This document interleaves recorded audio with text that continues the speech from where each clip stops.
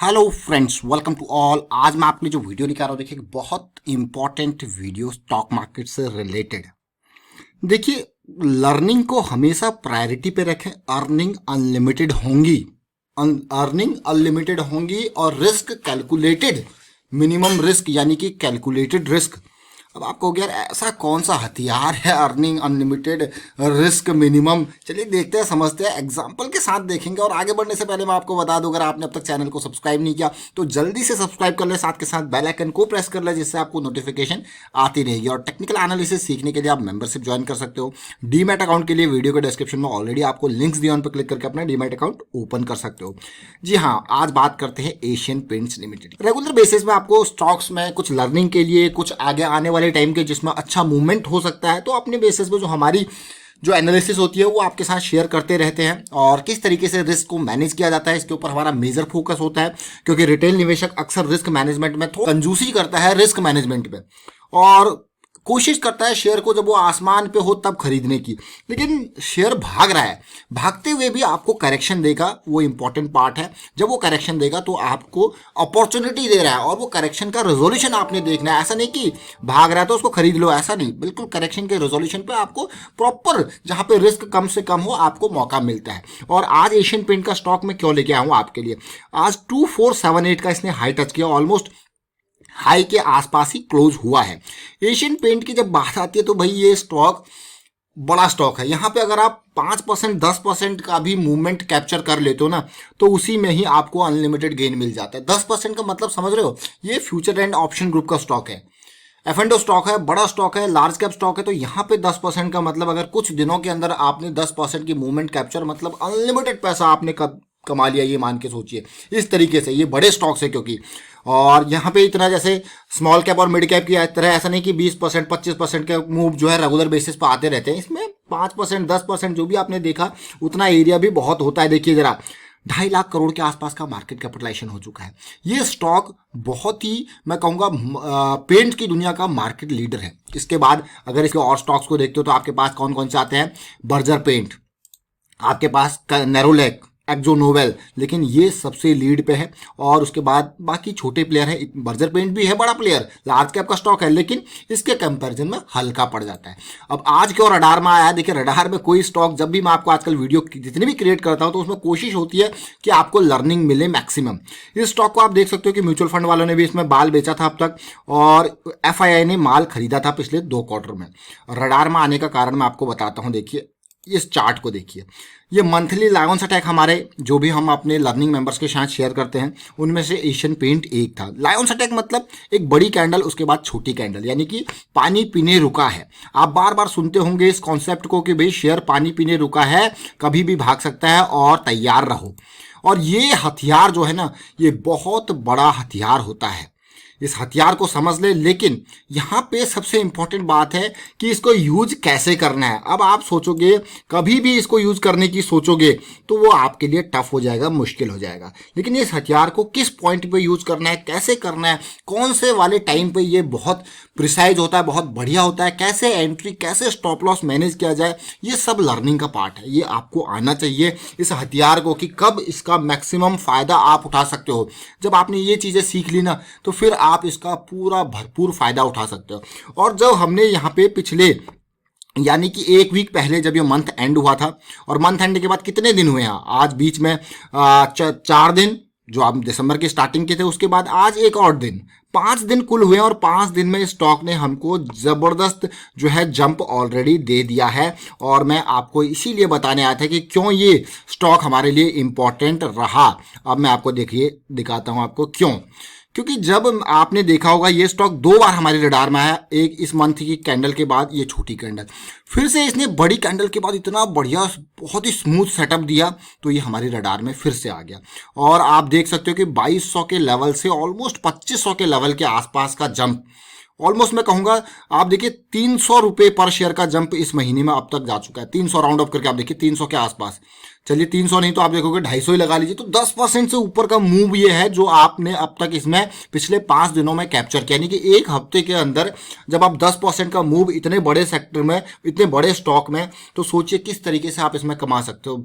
कमाना खाली cash trades में ही कमाने जो स्टार्टिंग में आप कैश पोजीशंस लेते हो, लेकिन उसके अलावा ऐसे स्टॉक्स में आपको मान के चलिए आपने यहाँ पे 2200 का कॉल ऑप्शंस खरीद लिया तो देखिए कहाँ तक जा चुका है। आपने फ्यूचर्स बाई किए, तो जब लॉन्ग साइड में आप जाते हो तो आपके पास कॉल ऑप्शंस या फिर पुट को आप सेल कर दो, कॉल को खरीद लो, या फिर आपका नॉर्मल कैश ट्रेड भी आप ले सकते हो। कैश पोजीशन देखिए कहाँ तक गया है, सोचिए जरा।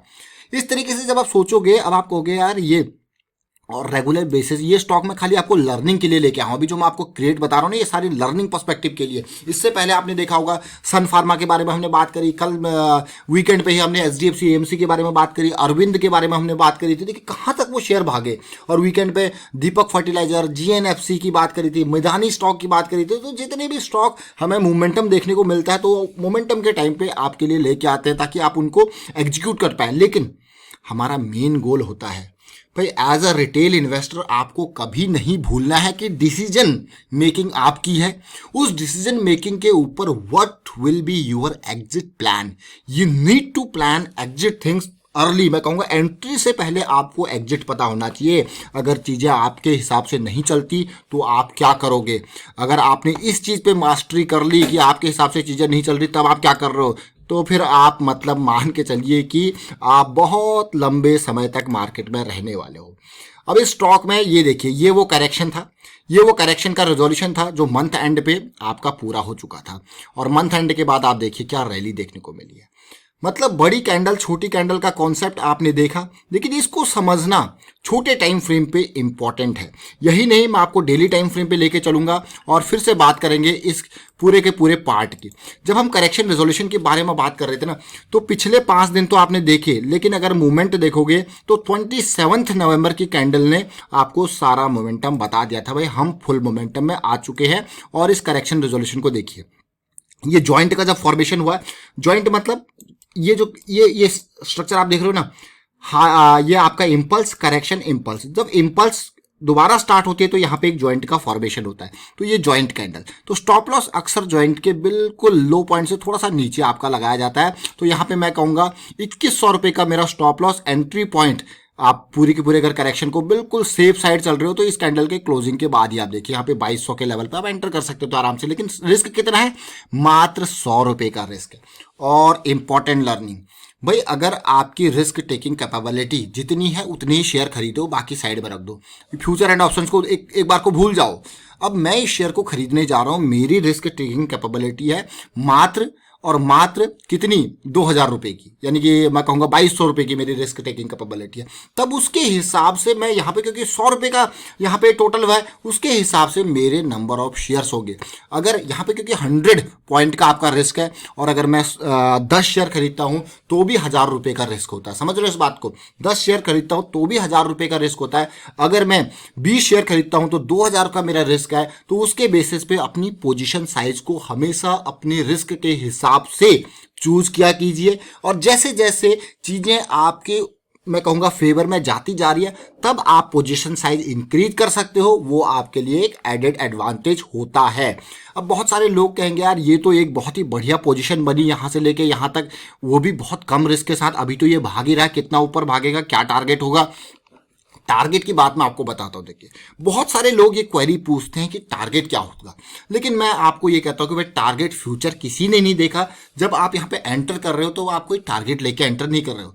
जैसे जैसे आपका गोल पूरा हो रहा, आप अपनी थीसिस को देखिए, आप क्या सोच के यहाँ पे इन्वेस्ट कर रहे हो। जैसे कोई यहाँ पे मंथली के लायंस अटैक को देख के, यानी कि ये पानी पीने वाले कॉन्सेप्ट को देख के एंटर कर रहा है, तो उसने अपना स्टॉप लॉस लगाया यहाँ पे बिल्कुल बॉटम पे, तो वो देखेगा भाई कब तक सिचुएशन मेरे फेवर में है। जैसे ही उसके अगेंस्ट में सिचुएशन जाती है, वो कहेगा यार थोड़ा बहुत तो प्रॉफिट बुक कर लो। वो बुकिंग स्टार्ट कर सकते हैं, चाहे वो आधे शेयर बुक करे, या वो 70% शेयर बुक करे, या वो 90% बुक करे। वो डिपेंड करता है इंडिविजुअल की सोच पे, उस स्टॉक से रिलेटेड और उसकी पास्ट एक्सपीरियंस पे, कैसा उसका एक्सपीरियंस रहा हुआ है।